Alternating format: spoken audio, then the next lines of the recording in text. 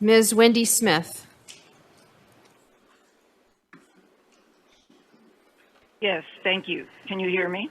We can. Please go ahead. Thank you for the opportunity to testify before this committee. My name is Wendy Smith. I'm representing women and girls who have or are being exploited through sex trafficking.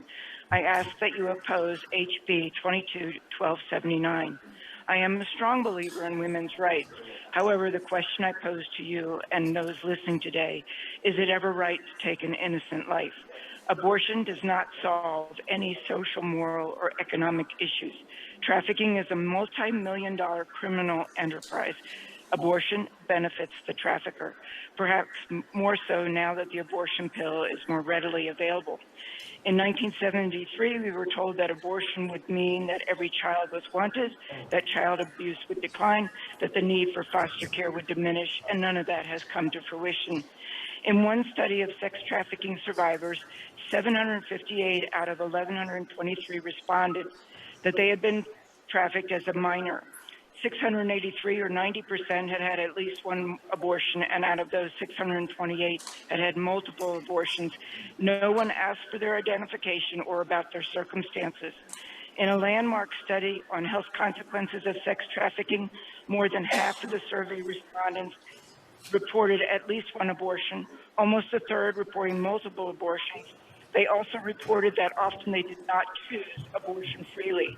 The author noted that forced abortion was a growing concern. One survivor here in Colorado, excuse me, someone's speaking over me. I'm sorry. Go ahead. You're fine. It was a peripheral conversation. Just go ahead. You're fine. One survivor here in Colorado, who is a friend of mine, was trafficked from the age of 4 to 17. She gave me permission to share that her first abortion was at age 15, forced and was deeply painful and morally and physically and emotionally. At age 17, while hospitalized for a suicide attempt, she found out she was pregnant. That pregnancy saved her life. It gave her courage to... Excuse me. She is now a survivor and an advisor to the U.S. President Advisory Council on Human Trafficking, and has herself opened 6 safe homes for pregnant victims in 6 countries. Victims of sex trafficking are deeply traumatized emotionally and physically. Many suffer from PTSD or dissociative disorders as a result. Many have long-term physical and emotional problems. Abortion does not solve these issues, it further traumatizes them. I ask you to oppose HB 22-1279. Thank you. Thank you.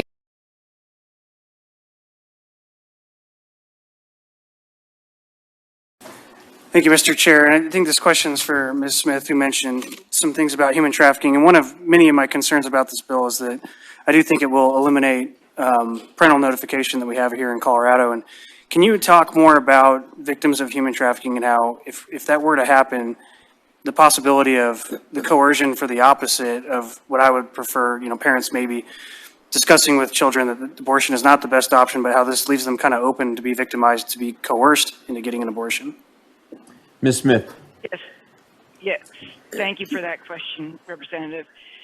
So the average age of girls being trafficked is like 12 to 18. These girls are victims of rape, sometimes 10, 12 times a night. You multiply that per day, per week, per month, that's about 2,000 to 3,000 exposes to sexual assault a year. Fortunately, right now, if parental consent is sought or notified, at least the victim has an opportunity to be recognized as being exploited and pulled out of that situation. Trafficking itself is exploiting someone through commercial sex acts, through force, fraud, or coercion. And when it comes to a minor, you don't even have to prove all 3 because we realize that they're not mature, they're not capable of always making the choices for themselves, especially when they are threatened. Sex trafficking is violent. They are beaten, They are starved. They are locked in closets. They're manipulated mentally. And so by removing consent, you are taking the parent out. You are removing opportunities to rescue them from their trafficking. And also, sometimes their parents don't know where they are. And so, I mean, they may even hire a private investigator to locate their children if they take them for an abortion, and if the provider will do their due diligence, then that no parent is notified. And again, they may have an opportunity to be rescued. And let me just, I start out right away, but I want to say that I understand that rape and sexual assault and trafficking is a very difficult issue. And there may be people in this room that have been victims. And I don't want to minimize that. And I also want to understand that in many cases, the abortion provider thinks they are doing a service and helping the girl. But in the situation of human trafficking, they are not able to make the choice.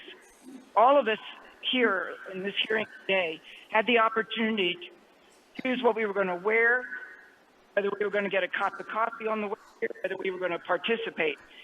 Victims of human trafficking do not have those basic choices, and control through abortion is also robbing them of their human dignity and freedom. I don't know if I answered that question, but I feel like consent is a vital thing to leave in this bill.